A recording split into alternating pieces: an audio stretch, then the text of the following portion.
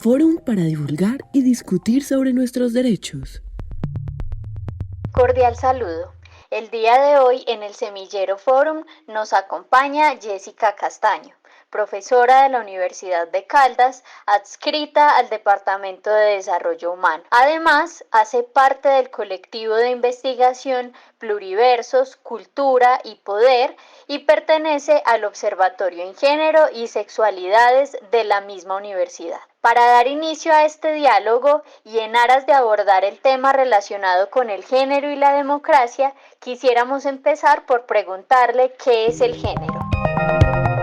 Si nos preguntamos qué es el género, podríamos decir que es una categoría de análisis histórica, política, cultural, que nos permite comprender que el asumirnos como mujeres, como hombres o desde otras enunciaciones posibles no es un asunto natural. Eso quiere decir que no está dado, que no está biológicamente determinado por nuestra genitalidad, sino que eso tiene una relación profunda con el contexto del que hacemos parte.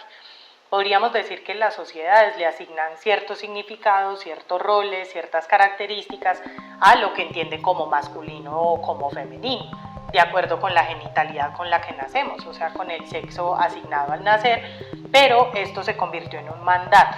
En el momento en que se vuelve mandato, que se convierte en una imposición, se elimina la posibilidad de decidir sobre nuestro género, es decir, sobre nuestra identidad, sobre los roles que asumimos, los proyectos de vida que construimos y las decisiones que queremos tomar sobre nuestros cuerpos y nuestras vidas. Y en ese momento es que se vuelve problemático. Incluso concebir que alguien no quepa en el modelo binario de hombre o de mujer es impensable para muchas personas, así como lo es el asumir una identidad que se distancia del sexo asignado al nacer, como ocurre con las personas trans. Pero parece que también resulta impensable que las personas tomemos decisiones distintas a la que la sociedad espera que tomemos como mujeres o como hombres, y podríamos dar ejemplos al respecto. Por ejemplo, se espera entonces que los hombres vayan a la guerra, que defiendan sus territorios, que sean violentos porque parece que así son por naturaleza, y en el momento en el que un hombre se distancia de ese mandato, pues eso se vuelve problemático. Y lo mismo sucede con las mujeres, por ejemplo, con el asunto de la maternidad. Una mujer que decide no ser madre o que decide no casarse, no conformar una familia, parece que va en contra del mandato y eso se lee como problemático. Entonces es como si nuestra genitalidad nos determinara. El género como categoría nos invita a pensar que eso hay que problematizarlo, que no estamos determinados ni determinadas por el sexo que nos asignan al nacer, sino que son otras las construcciones que hacemos a lo largo de la vida.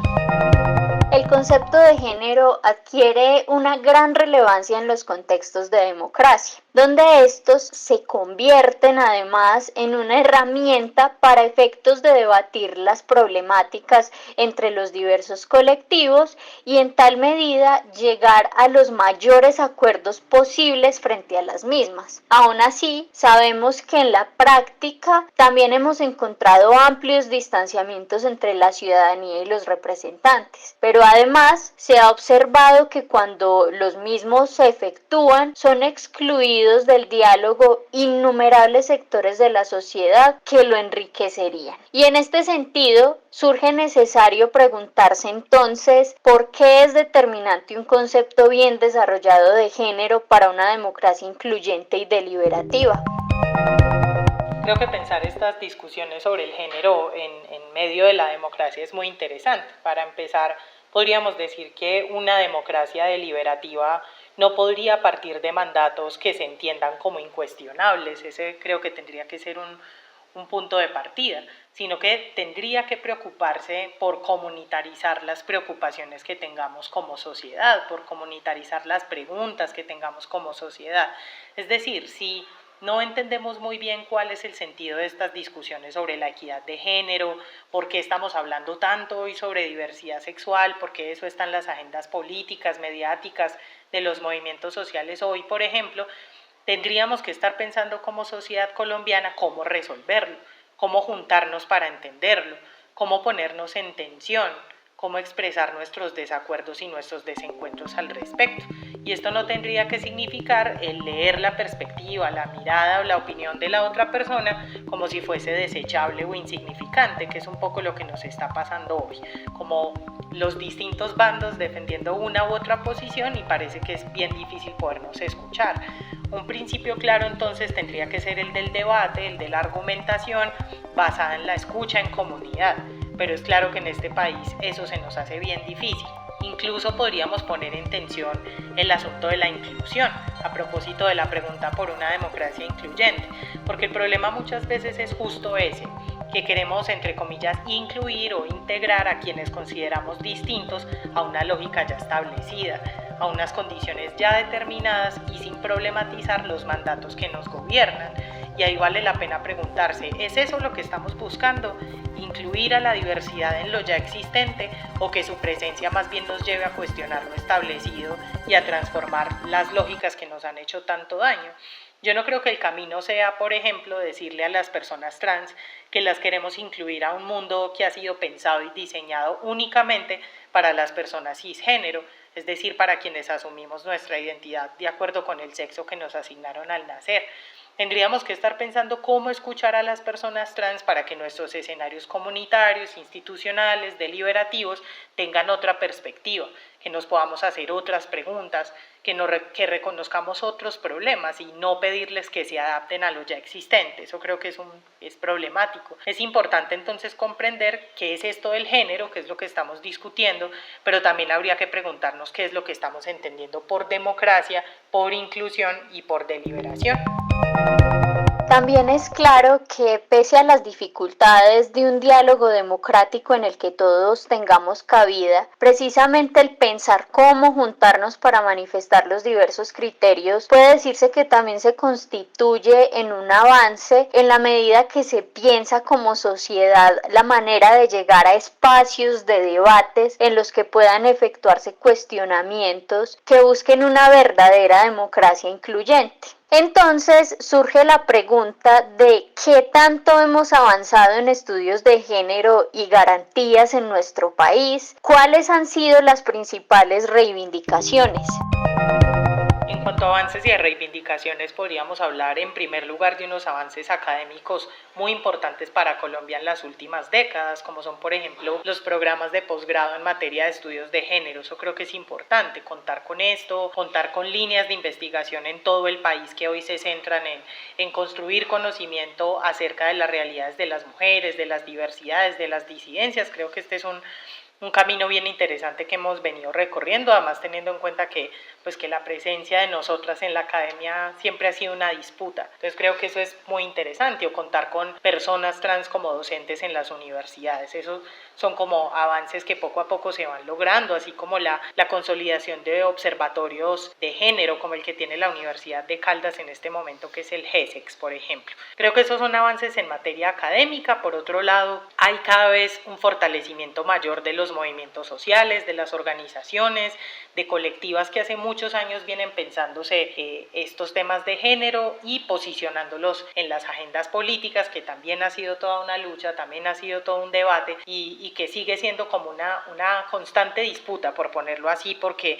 si bien hemos logrado como movimientos posicionar estos temas en las agendas institucionales, lamentablemente se vuelven a veces un saludo a la bandera, es decir, se incluyen medidas que exigimos las mujeres y las disidencias, pero al momento de implementarlas no se les asigna presupuesto o asignan a personas que no son competentes en estos temas. Bueno, tenemos distintas dificultades allí, pero la batalla sigue dándose. Y en tercer lugar, si queremos hablar un poco de las reivindicaciones, creo que una fundamental y que ha tenido mucho protagonismo mediático es el de la interrupción voluntaria del embarazo. Como lo decía hace un rato, el género termina siendo un mandato y pareciera que la maternidad también se ha convertido en un mandato en el momento en el que las mujeres y personas gestantes decimos queremos interrumpir un embarazo. Esto es absolutamente polémico, es muy complejo de tratar, sin embargo allí logramos como ganar un poco esta batalla, que puede ser temporal también, porque esto siempre está en disputa, siempre está en discusión, pero por ahora haber logrado esta sentencia nos parece muy importante. El tema de la participación en los cargos públicos, que sabemos que está como una ley de cuotas que garantiza que podamos estar allí.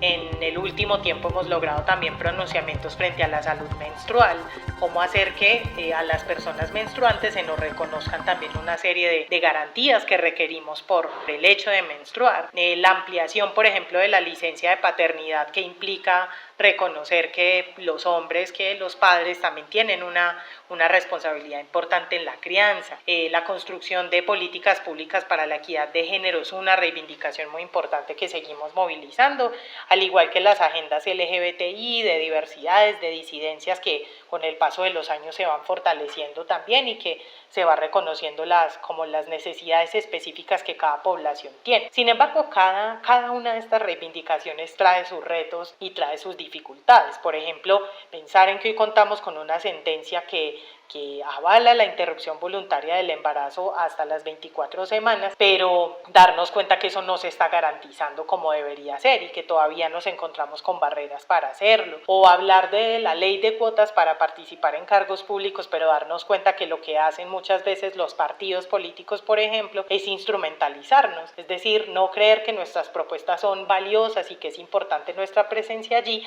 sino que incluyen nuestros nombres para completar una lista que sea más o menos paritaria. Entonces, cada una de estas reivindicaciones que menciono trae unos retos, trae unas dificultades que son las que seguimos enfrentando desde los movimientos sociales y también desde distintas instituciones.